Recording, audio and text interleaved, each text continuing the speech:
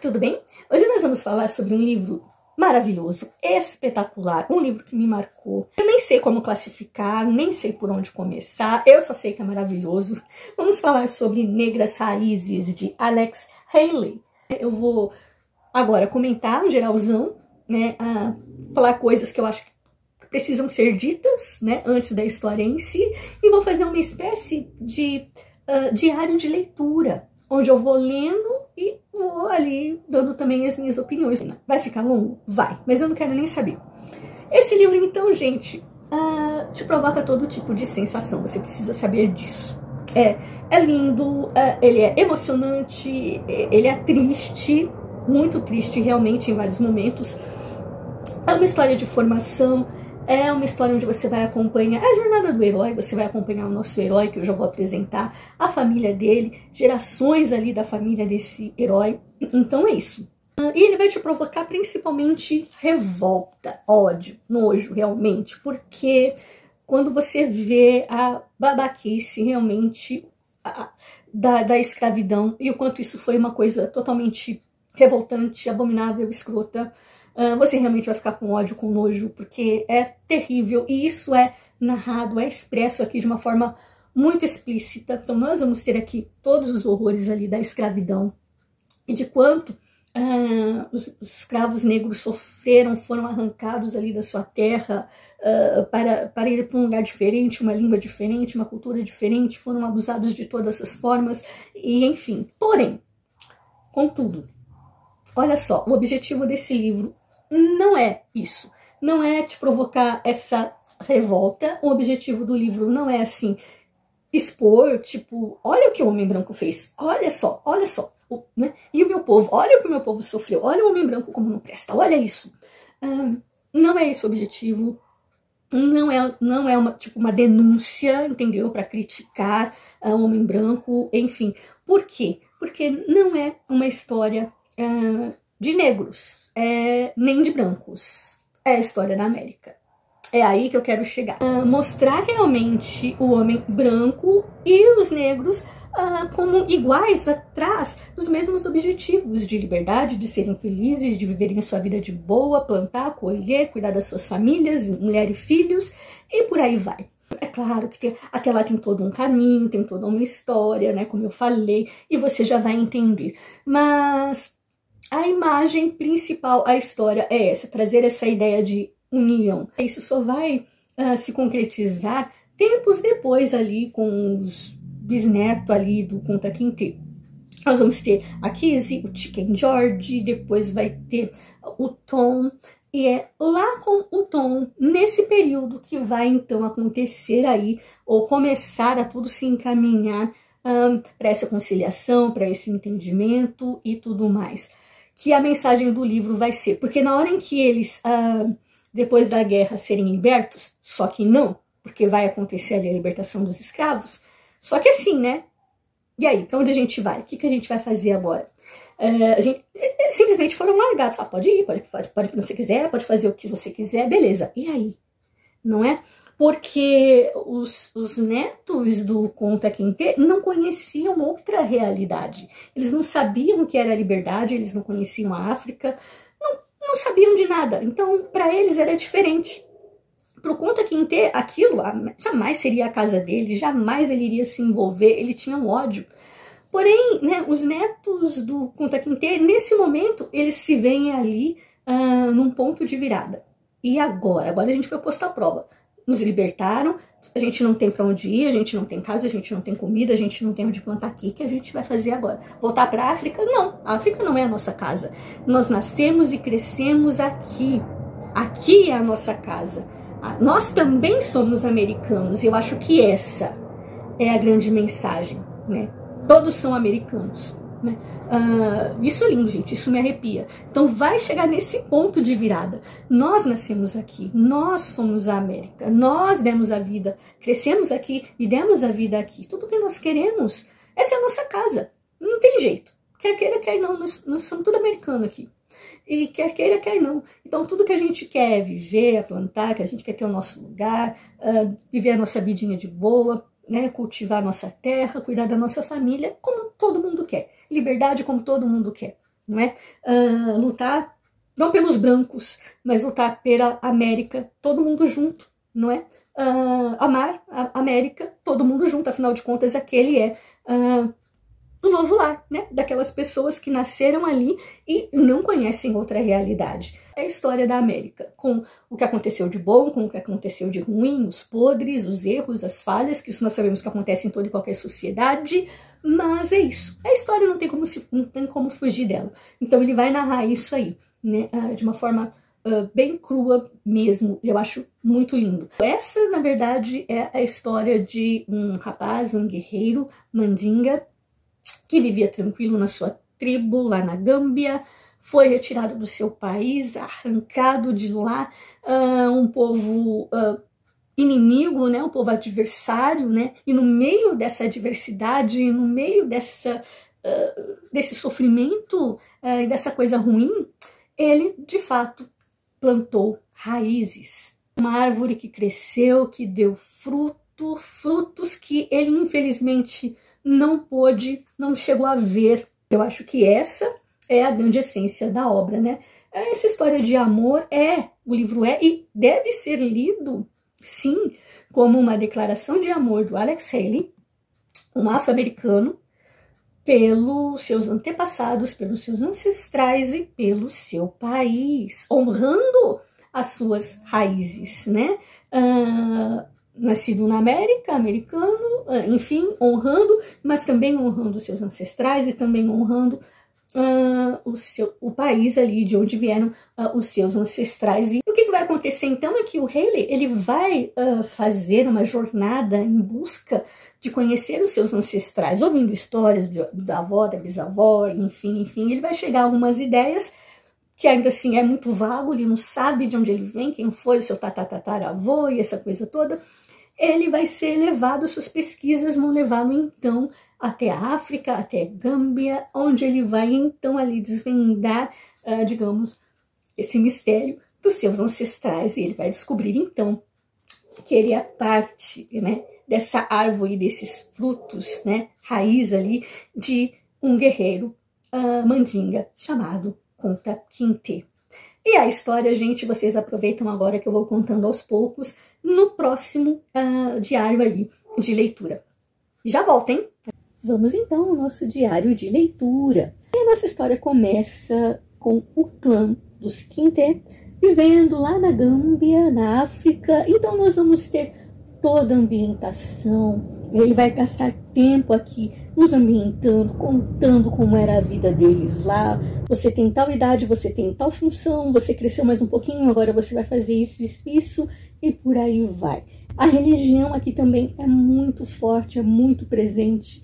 Eles são todos muçulmanos e são assim extremamente fervorosos. As responsabilidades, né? Isso também é muito forte, a questão da honra e da responsabilidade. Cada homem, ele tem que ser um guerreiro, ele tem que ser forte, ele tem que ser macho, né? Tem que aguentar certas coisas, e a partir de certa idade eles vão sendo treinados ali dia a dia para se tornarem grandes homens e grandes guerreiros. Você tem jovens, você tem os guerreiros, você tem, né, cada um tem a sua atividade, e quando essa pessoa chega a ser anciã, é um grau de muita honra. E essas pessoas que vão contando as histórias que vão sendo passadas de pai para filho, as histórias dos grandes guerreiros, então nunca isso se perde, né? Então nós vamos ter aqui histórias contadas ali dos antepassados e enfim. O Moro vai contar para o Kunta Kinte, que nós já vamos chegar lá no nascimento dele, mas eu acho interessante falar. Ele vai dizer: meu filho, deixa eu te mostrar, te ensinar uma coisa. Existem 3 tipos de categorias. As pessoas que vivem, que estão vivendo, esse é o seu clã, essa é a sua história, eu sou a sua história, eu sou o seu pai, estou aqui conversando com você. Aqueles que se foram, não chore, não fique triste, porque eles continuam fazendo parte da sua história, eles são ancestrais, mas eles ainda vivem, eles ainda são você. Olha que lindo, eles ainda são história, eles ainda são, só que eles estão em outro grau, agora eles são ancestrais. E existem aqueles que vão vir. Ou seja, o que você vai deixar para aqueles que vão vir depois de você? Vai nascer então de Omoro Kinte um homem muito respeitado, é claro, no seu clã, nasce então Kunta Kinte, seu primeiro filho. E a cena do nascimento dele é muito épica, não é? Porque tem toda uma questão do batismo, tem toda um ritual. Então, para dar um nome para a pessoa, o nome tem que ter a ver, ela tem que carregar aquele nome e tem que ser algo importante. O Moro, então, vai dar um nome de um dos seus principais ancestrais, que foi um rei, que foi alguém muito importante. Porque, tipo assim, o filho tem que ser o primeiro a ouvir o nome. Ninguém sabe, nem a mãe, ninguém sabe. É o pai que escolhe, ninguém sabe. Ele sussurra o nome, então, no ouvido da criança, para a criança ser a primeira a ouvir o próprio nome. Olha que interessante, que lindo. E depois tem toda uma cerimônia, não é? Vem toda a família, e enfim. E depois existe uma cerimônia muito íntima, que é só o pai e o filho. Onde o pai pega, então, aquela criança recém-nascida, leva ele fora ali até algum lugar totalmente isolado, de noite. Ele levanta a criança e diz para o mundo: contemple aquilo, a única coisa que é maior do que você. Kunta Kinte, né? E aí, então, ele dá o nome da criança. Gente, eu acho isso épico, lindo, arrepia. As crianças, assim, eram meio desprezadas, né? Porque até determinada idade eles andavam totalmente nus, peladinhos. E quando a criança recebia, a partir de determinada idade, ela recebia uma túnica e se cobria, a partir daí ela já podia se considerar uma pessoa, não é? Mas assim, ele ainda era desprezado pelos maiores. Então Kunta ficou super feliz quando ele ganhou ali a sua primeira roupa, a sua primeira túnica, né? Tal, se achou, né? Crescendo, e enfim. Mas ele ainda se sentia triste porque ele ainda era desprezado por aqueles que ainda eram um pouquinho maiores que ele. Era sempre assim. Uma bateria de testes e de provas ali de resistência e enfim, sobrevivência na selva, todo esse tipo de coisa, para ele ser considerado um homem. Ele passou por tudo isso e a partir daquele momento, então, ele era um homem. Cada dia ele tinha que ser provado, cada dia tinha algo que aprender, cada dia você podia ser mais, cada dia você podia crescer mais e honrar mais, né, a sua família, a sua tribo e enfim. Kunta vai ganhar um irmãozinho e ele vai desprezar esse irmãozinho, porque o irmãozinho ainda é uma criança, né? Enfim, andava peladinho ainda, assim como ele era ainda desprezado por aqueles que ainda eram um pouco maiores do que ele. Mas um dia vai acontecer que ele vai chegar do serviço, porque ele já vai começar a trabalhar com as cabras, né? Vai começar a ficar fora junto com os outros homens. E vai voltar. E quando ele se torna homem, ele também ganha, né, a sua própria tenda. Então ele vai morar sozinho. Um dia ele vai visitar a mãe dele, não é? E vai ver a criança lá chorando, né, triste, porque a mãe brigou, a mãe bateu, e a mãe super nervosa também. Ele diz: quer saber, essa criança tá muito estressada, eu vou passear com esse moleque, mãe. Assim, pelo menos você descansa, você desestressa, você faz o que você tem que fazer, ele te deixa em paz, né? Então eu vou passear com o moleque, fica aí. O que vai acontecer é que o Kunta vai desenvolver uma amizade profunda com esse irmãozinho dele, que não é muito comum, não é? Dos irmãos mais velhos se importarem ou demonstrarem amor, empatia, né? Por uma criança menor. Mas o Kunta não, ele brincava com o irmãozinho, levava ele para passear. Tanto que ele resolveu fazer isso todo dia. E todo dia o irmãozinho já estava ali esperando, não é? Para que o Kunta viesse e levasse ele para passear e aquela coisa toda. E é muito bonito. O Kunta, ele vai então se achar o máximo, né? Como ele era desprezado pelos outros, né? Pelos outros que eram um pouquinho maiores, toda vez que ele saía com o irmãozinho, ele se sentia guerreiro, se sentia macho, né? Se sentia o tal, porque o irmão achava que ele era o forte, era o grande. Nossa, meu irmão é o máximo, meu irmão sabe tudo, ele tem resposta para todas as perguntas. Então ele gostava de se sentir assim, admirado, se sentir, não é? Pelo irmãozinho. E aquilo que ele não sabia responder, porque o irmãozinho enchia ele de perguntas, o Kunta ia e perguntava para o pai. E o pai respondia, né? Então, isso era uma forma de próprio Kunta também aprender, ele gostava disso. Então ele começava a gostar desse tempo que ele passava junto com o irmãozinho. E eu acho essa construção muito bonita, gente. É bonita, é gostoso, é poético. E, enfim, eu gostei demais. Esse livro é uma delícia, gente. Então, aí o que vai acontecer? Um belo dia, então, Kunta, ele quer partir numa viagem. Muitas coisas vão acontecer, mas encurtando. Ele vai partir numa viagem. Já que ele é homem, né? Ele quer levar o irmãozinho com ele. Para se preparar para essa viagem, nessas viagens, o que eles faziam? Eles andavam um tanto, chegavam a determinado clã, determinada tribo.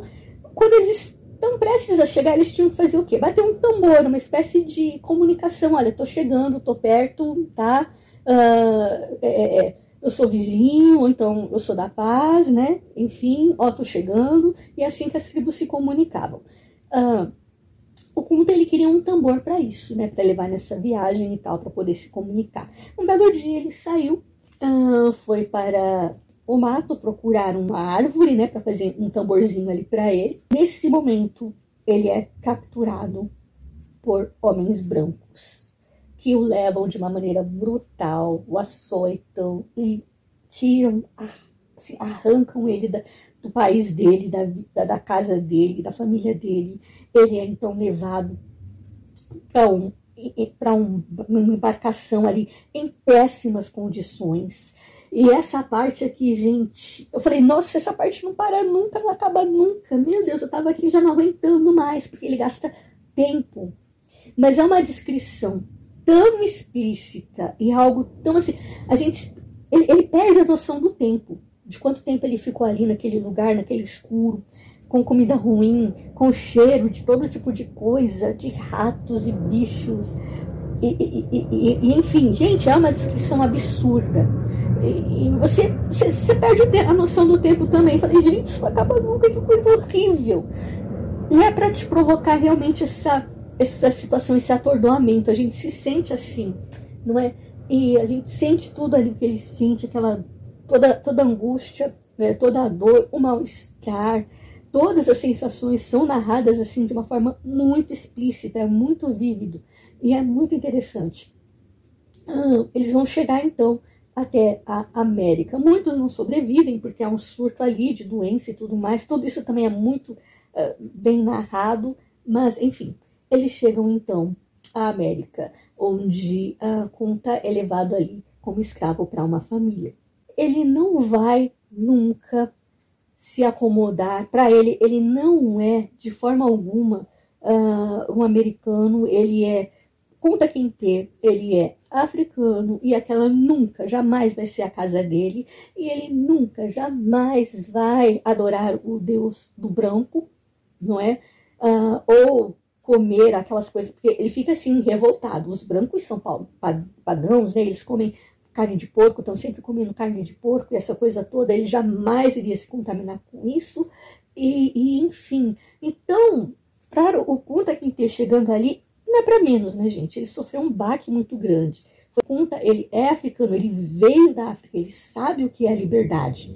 E os filhos dele que vão nascer ali, não sabem, não conhecem outra realidade, né? Não conhecem outra realidade, não sabem o que é ser livre, não conhecem a África, e enfim. Então ele vai ter um choque, inclusive quando ele se casar com a esposa dele, né? Essa questão, inclusive, da fé, dos costumes, que ele vai transmitir para a filha dele, e a mulher vai ficar, ela vai ficar com o pé atrás, mas também não vai impedir, né?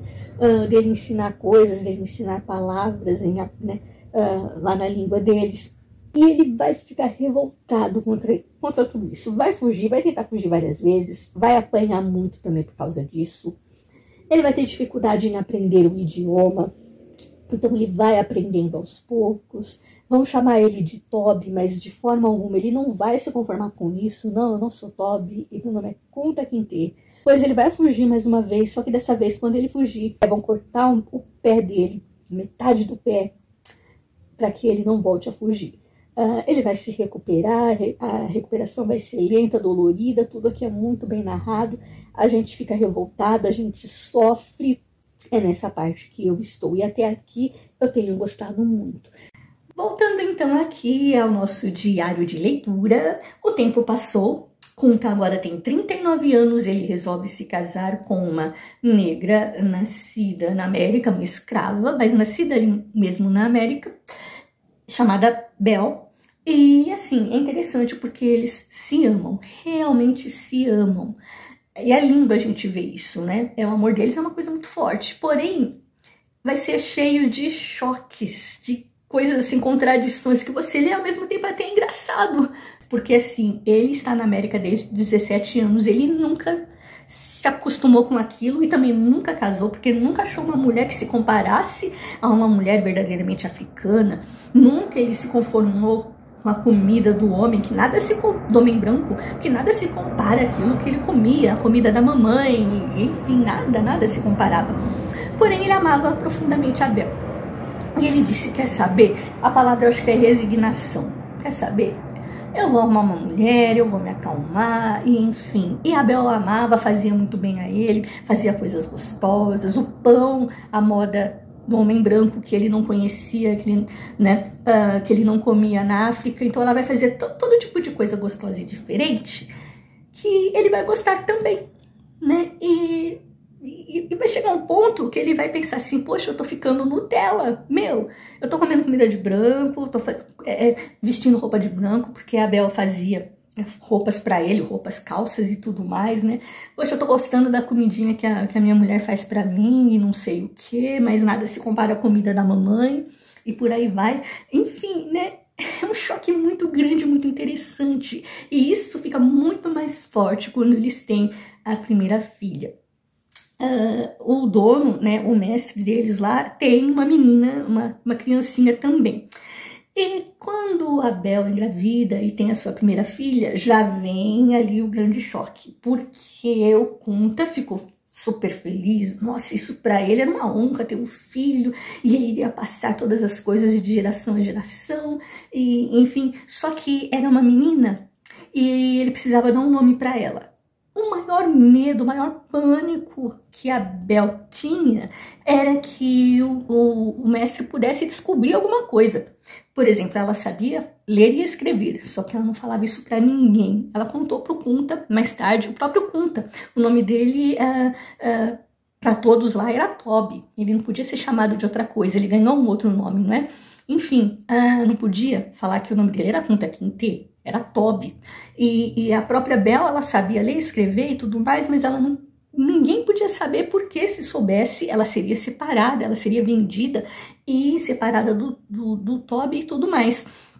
Só que o que acontece? Ela explicou isso para ele, olha, não inventa nada doido, não dá nenhum nome africano para essa menina, porque se o mestre perguntar e você falar, né, alguma coisa que não agrade a ele não separa. Se você for pego falando alguma palavra, né, africana, ou ensinando alguma palavra africana, se pegam, cara, a gente vai ser separado, a gente vai ser vendido. Então não faça nada diferente, nenhuma loucura, pelo amor de Deus. Esquece essas coisas africanas aí, essas maluquices. Mas eu não vou abrir mão do batismo da minha filha. Disse, eu não vou abrir. Não vou abrir mão. Eu vou batizar minha filha, eu vou escolher o nome para ela. E a mãe não podia meter o bedelho. Ela não podia saber, lembra? É só o pai que podia dar um nome, nomear, sussurrar no ouvido o nome da criança, e enfim. E era escolha dele, ninguém podia se meter.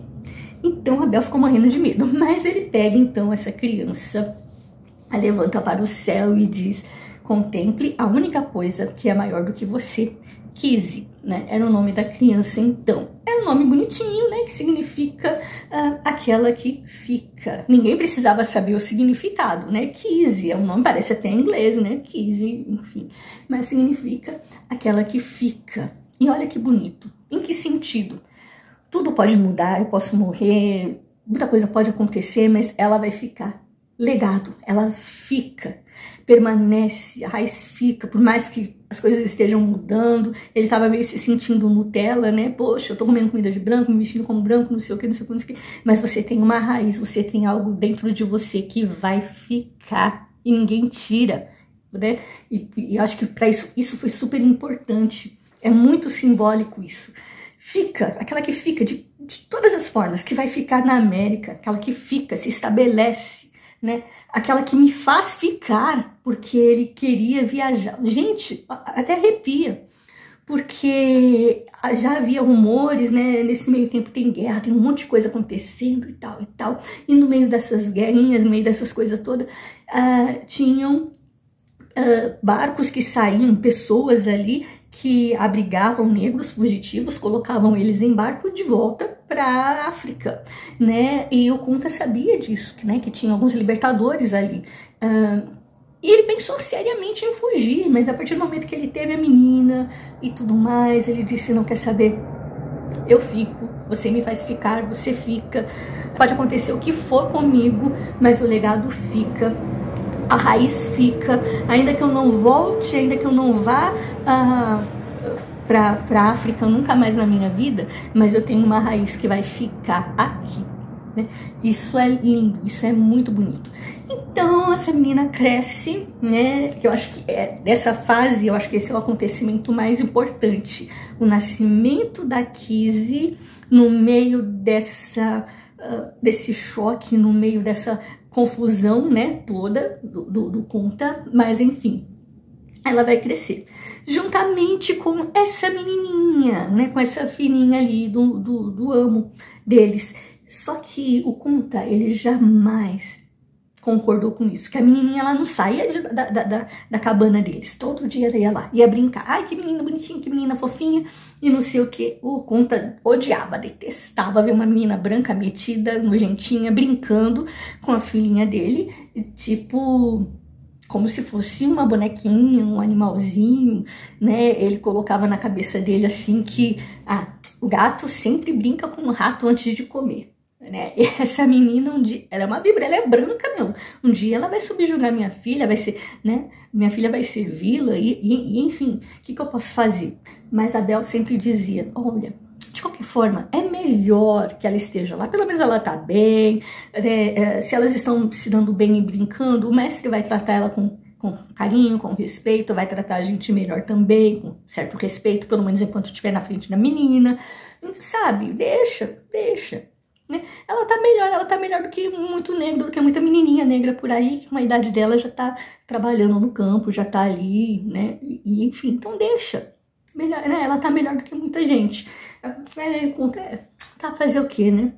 E até que um dia a Kizzy vai ser convidada pela essa filhinha, né, do amo, pra ir a um culto.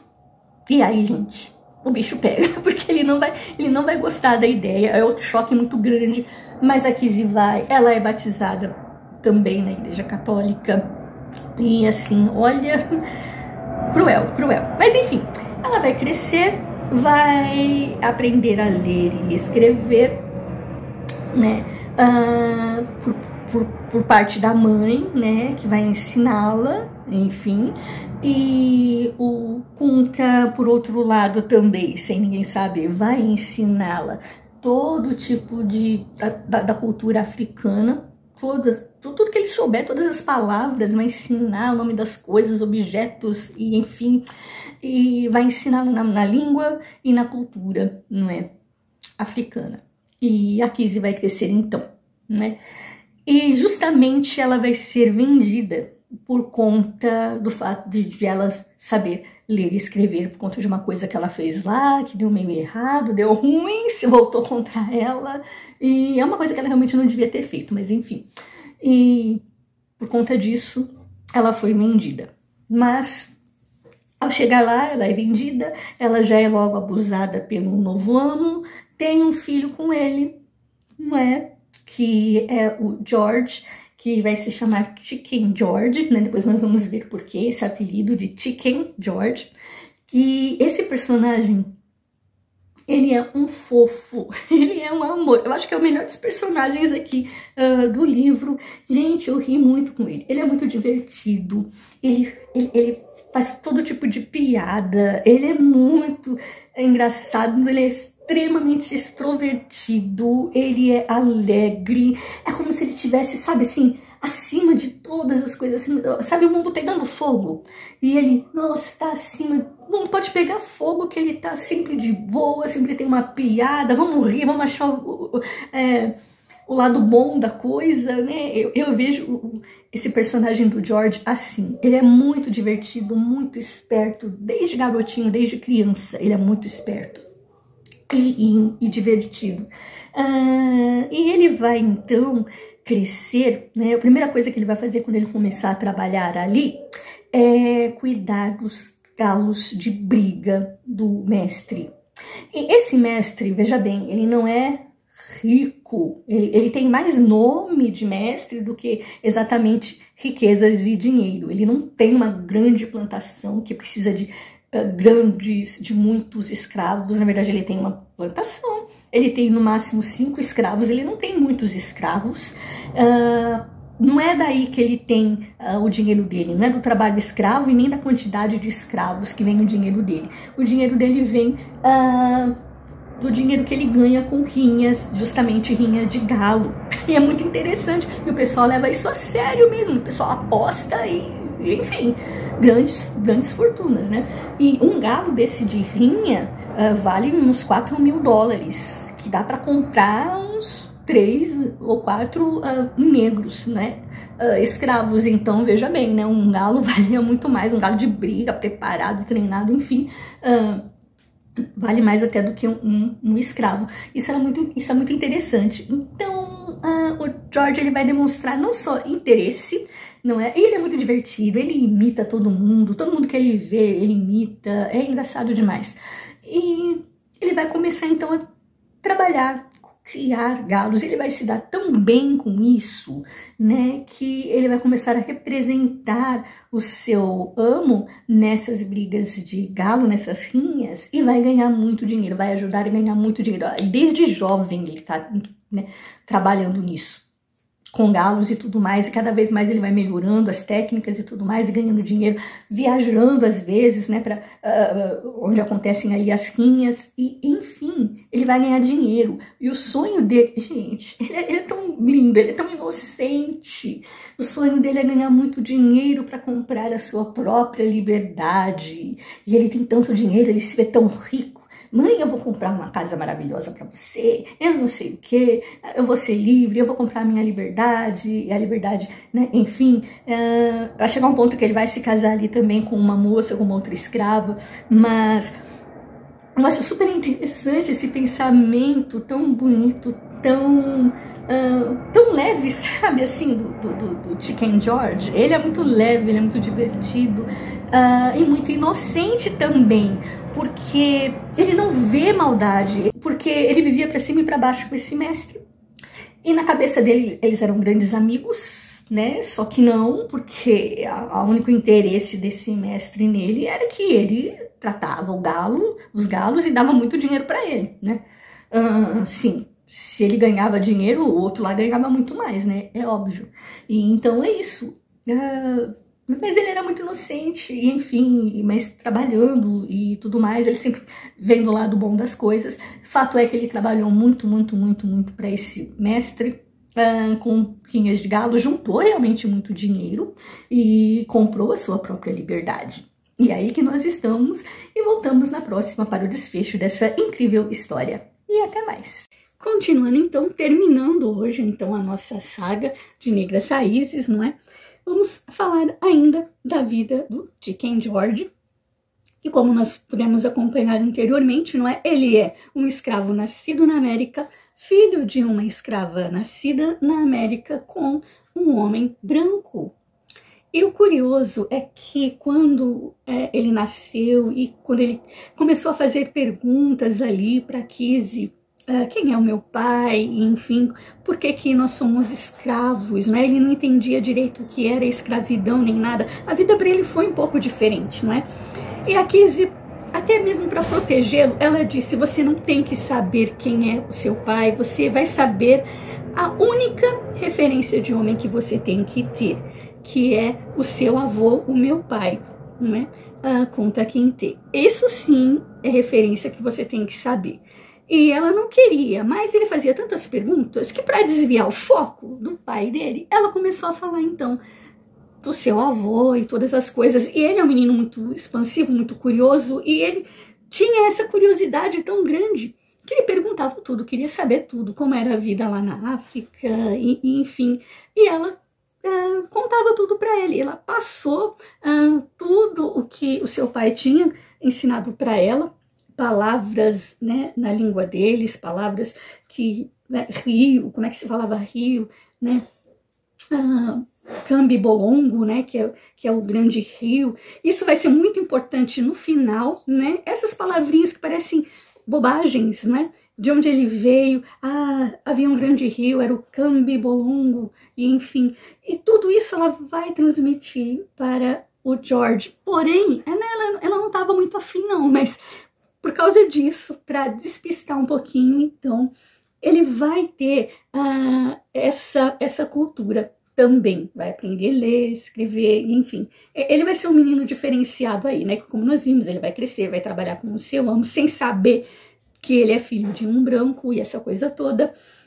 Vai trabalhar, vai conseguir comprar a sua liberdade muito tempo depois. Ele vai se casar, vai ter um filho chamado Tom, que também vai ter todo um desenvolvimento, todo um arco, né, até que essa família seja realmente liberta. E os filhos do Tom, ou seja, é um legado que vai passando de geração em geração, até chegar no Alex Haley, não é?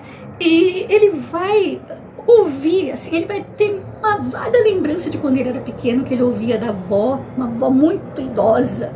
Ela contava histórias e ela mencionou, não é, que os antepassados vieram da África, de um avô que saiu um dia para procurar uma árvore para fazer um tambor e foi capturado, e essa coisa toda. Então o que acontece? Ele vai ter, né, tempos depois, não, eu preciso descobrir, preciso ir a fundo dessa história, eu preciso conhecer. Então ele começa a fazer pesquisas, ele chega até a África, encontra justamente essa tribo, não é? Dos Quintê, enfim, é uma cena muito linda, é tudo muito lindo, tudo muito impactante. Ele vai fazer todo tipo de pesquisas, né? Ele chega aí 2 vezes à África. Na primeira talvez não dá tão certo, porque ele vai ouvir um pouquinho mais, ele vai entender, poxa, o meu avô pode ter vindo daqui. E aí tudo que ele tem é algumas palavras, né? Por exemplo, esse tal de Cambi-Bolongo. Mas o que é isso? Bolongo. Aí ele vai descobrir, Bolongo é rio. Cambi, o que é Cambi? Cambi-Bolongo é uma corruptela de Gâmbia. Não é? Então, aí, tá, o rio, entendi, né? Então é para lá onde ele vai, né? Para o grande rio, né? Na Gâmbia. E é para lá, então, que ele vai procurar, então, as suas raízes. Eu acho isso muito interessante.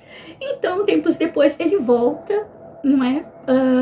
E aí ele diz, bom, esse navio negreiro saiu daqui, provavelmente ele foi para um rio, um porto, enfim, e ele vai descobrir onde é que foi que parou esse navio, vai descobrir o nome do navio, os negros que vieram, enfim, ele vai descobrir tudo.